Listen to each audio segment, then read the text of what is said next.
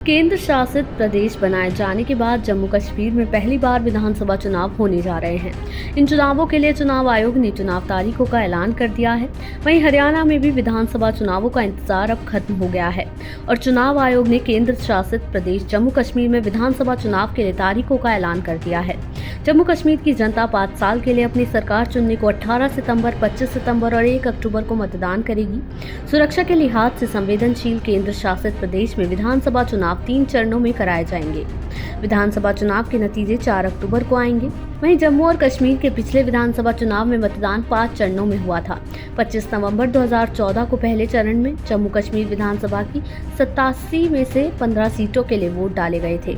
दूसरे चरण में 2 दिसंबर को 18, तीसरे चरण में 9 दिसंबर को 16 और चौथे चरण में 14 दिसंबर को 18 सीटों पर मतदान हुआ था। वहीं हरियाणा की सभी 90 सीटों के लिए एक ही चरण में मतदान होगा। सभी 90 सीटों पर 1 अक्टूबर को मतदान होगा और चुनाव नतीजे 4 अक्टूबर को मतगणना के बाद आएंगे। मुख्य चुनाव आयुक्त राजीव कुमार ने चुनाव कार्यक्रम का ऐलान किया है। आपको बता दें कि मुख्य चुनाव आयुक्त ने कहा कि हरियाणा की 90 में से 73 सीटें सामान्य और 17 सीटें आरक्षित हैं।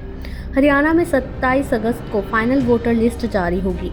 उन्होंने कहा कि हरियाणा में 2 करोड़ से ज़्यादा मतदाता हैं, 20,629 पोलिंग बूथ हैं, 150 मॉडल पोलिंग बूथ हैं और मुख्य निर्वाचन आयुक्त राजीव कुमार ने कहा कि लोकसभा का चुनाव दुनिया में हमारी लोकतांत्रिक ताकत का प्रमाण है। वहीं हरियाणा विधानसभा की 90 सीटों के लिए पिछले चुनाव यानी 2019 के विधानसभा चुनाव में एक ही चरण में वोट डाले गए थे।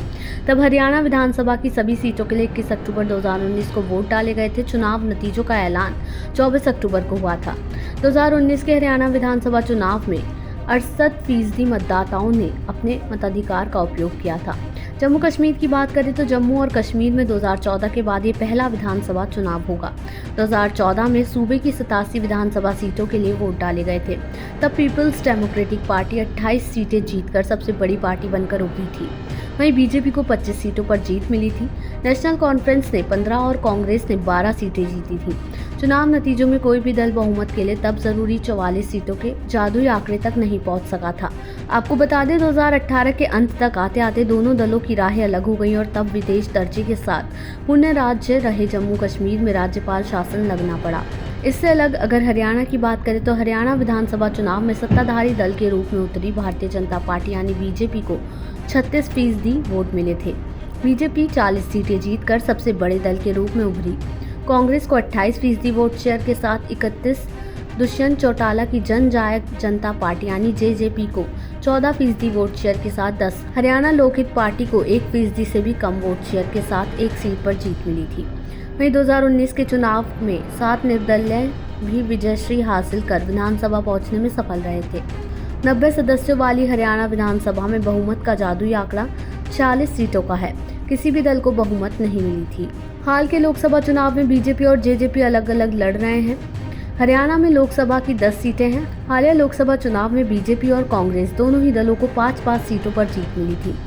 गौरतलब है कि 2014 और 2019 के लोकसभा चुनाव में बीजेपी ने सभी सीटें जीतकर सूबे में क्लीन स्वीप किया था।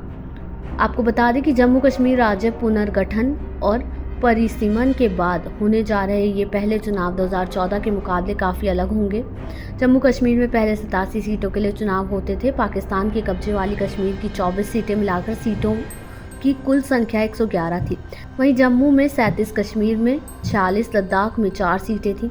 परिसीमन के बाद अब जम्मू में 43, कश्मीर में 47 सीटें होंगी। पीओके के लिए 24 सीटों को भी मिला लें तो सीटों की संख्या 114 पहुंच जाती है। देश दुनिया की ऐसी ही तमाम खबरों के लिए देखते रहें समय डिजिटल।